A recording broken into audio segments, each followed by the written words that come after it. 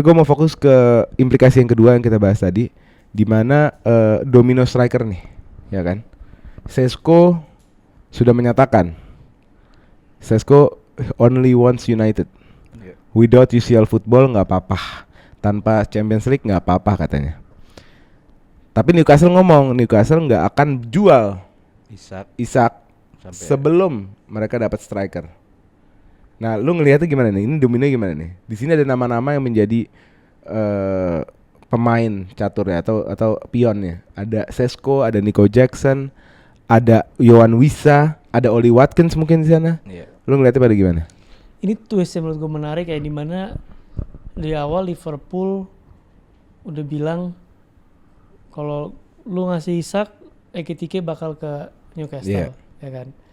Sekarang justru mungkin bisa ya kalau sampai per detik ini bisa jadi backfire pas dia beli Ekitike dan Newcastle nggak bisa beli siapa-siapa, malah Isaknya jadi nggak datang gitu. Ini kan bisa jadi backfire buat Liverpoolnya sementara ini. Dan Newcastle juga di sisi lain nggak tahu kenapa meskipun dengan Champions League football mereka nggak punya pool sama sekali. Datengin kan udah kelihatan pattern dari awal, Cunha, Mbeumo dan lain-lain itu susah datang ke sana. Gua nggak ngerti kenapa padahal dia main di Champions League. Jadi mungkin sekarang alternatifnya mungkin Newcastle bisa beli 2-3 forward lagi. Dan itu bisa jadi attacking playmaker juga, jadi 2 forward, 1 attacking playmaker untuk nge-cover kehilangan Isak. Jadi misalkan ada Watkins dan Yohan Wissa, beli duanya plus beli 1 attacking playmaker lagi untuk mengisi kekosongan yang Isak berikan, karena Isak kemarin ngasih number cukup besar juga meskipun cedera. Jadi sebenarnya bukan berita yang jelek buat Newcastle juga ketika Isak pergi, Sesko nggak mau datang, karena menurut gue juga kalau cuma Sesko yang datang menggantikan Isak juga Sesko belum bisa, menurut gue pribadi belum bisa menggantikan Isak segitunya. Tetap perlu beli 2-3. Menarik sih yang Basya ngomong soal di mana Isak ini selama ini bermain bukan hanya sebagai striker tapi sebagai provider juga. Karena angkanya membuktikan, asisnya banyak. Terus pemain sekelas Jacob Murphy yang sorry to say levelnya mediocre tapi bisa flourish, bisa bersinar di bawah atau bersampingan dengan Isak. Nah, jika dia beli striker-striker yang karakternya bukan seorang provider, bukan seorang kreator atau penyuplai bola, berarti dia butuh satu profil lagi di midfield, iya kan? Karena kalau kita tahu midfield mereka cenderung midfield yang physical, lebih energetik, lebih engine, lebih kuat di defense, bukan seorang yang kreatif gitu. Joelinton bukan, Tonali bukan, Gimares bukan gitu. Nah, lu ngeliatnya gimana? Apakah mendingan beli striker kayak atau kayak Basya ngomong Wissa sama Watkins, atau Wissa sama Jackson, atau mendingan satu striker dan satu opsi seorang nomor 10? Paling bagus. Kalau menurut gue gak tau ya, gue kenapa ngeliat Newcastle ini mungkin Isak nggak mau keluar juga karena ngelihat tim ini kayaknya nggak bisa compete untuk bigger league gitu, maksudnya untuk masuk Champions League itu tim ini kayak nggak komplit dari sisi manapun, kayak nggak komplit. Kiper dia B, backnya juga B, tengahnya B, dan kebetulannya musim lalu Isaknya perform tunjukin kelasnya sendiri. Ya walaupun kita lihat kayak Harvey Barnes tiba-tiba berapa game, Jacob Murphy berapa game, Gordon cedera. Jadi menurut gue ini tim butuh lebih banyak, lebih cepat jual Isak. Dia lebih punya duit, punya waktu untuk apa sih yang gue butuh gitu. Jadi menurut gue dia bisa dapat banyak pemain. Anggap dia punya Wissa, dia bisa Watkins, dia bisa Nicholas Jackson, dia bisa Mateta kalau emang ada pilihan lagi. Jadi menurut gue 4 itu opsi, nggak usah kejar Sesko. Ini striker-striker yang ready di IPL dari 2 musim terakhir ini, mereka ready udah. Kenapa lo harus nyari tim pemain yang udah anggap dia ngomong Sesko mau ke MU dan yang lain.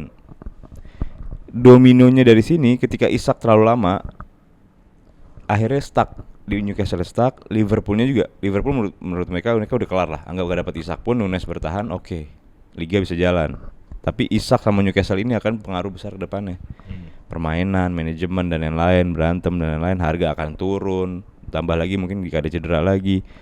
Jadi menurutku Liverpool better dia beli dari semua lini satu lagi dengan kelas yang A, daripada dia harus beli 2 striker untuk nunjukin kelasnya untuk apa, tapi bola nggak pernah ngalir ke depan. Yeah. Itu pemain yang bawa dribble panjang.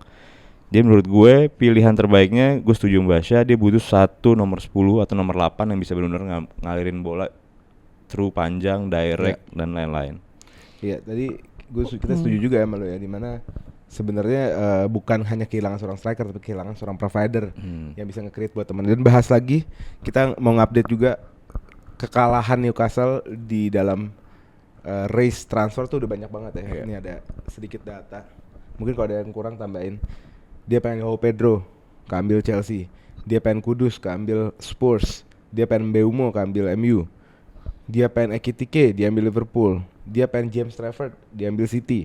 Dia mau Sesko, coming soon Sesko ke MU. Dan masih ada nama-nama lain gitu. 10 alternatif itu dia dapetin nggak gagal dapetin Trafford tapi dapetin Ramsdale. Oh iya, dia baru saja langsung aja kita lompat.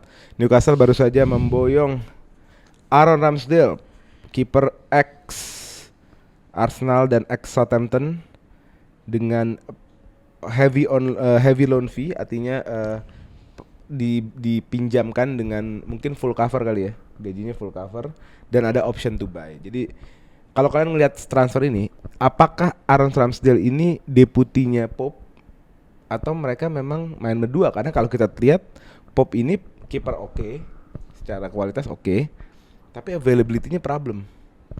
Pope itu biasanya main setengah musim gitu, setengah musim lagi nggak ada. Nah lu ngeliatnya gimana? Apakah Aaron Ramsdale ini mau dijadikan nomor 1 atau mau dijadikan ya udah deh, kalau nggak ada Pope kita punya 2 gitu, ada Ramsdale.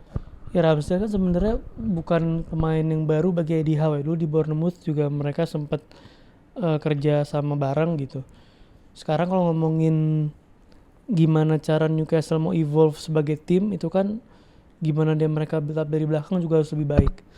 Satu aspek yang emang Ramsdale better dan Pope adalah distribusi bolanya. Tapi sisi lain, meskipun Ramsdale shot stoppingnya bagus, tapi yang jadi problem dulu di Arsenal adalah lack of focus. Dia suka kalau udah misalkan dan dia mengakui sendiri ketika udah masuk menit 70, menit 80, kadang dia fokus itu hilang. Makanya sering suka buat blunder-blunder aneh biasa di last minute game lah. Jadi mungkin dia bakal jadi additional keeper yang mungkin memberikan suatu hal yang baru dari skema build up dari belakangnya Newcastle. On the ball juga passing, long pass juga cukup oke, bukan paling bagus tapi cukup oke. Jadi sebenarnya bisa dibilang upgrade Nick Pope sih sebenarnya. Kalau gue ngeliatnya, meskipun kalau kita ngeliat di timnas Inggris mungkin Ramsdale secara urutan di bawah Pope ya. Ya. Di bawah Pope kan, tapi sebenarnya secara atribut permainan tuh Ramsdale untuk modern game menurut gue better than Pope.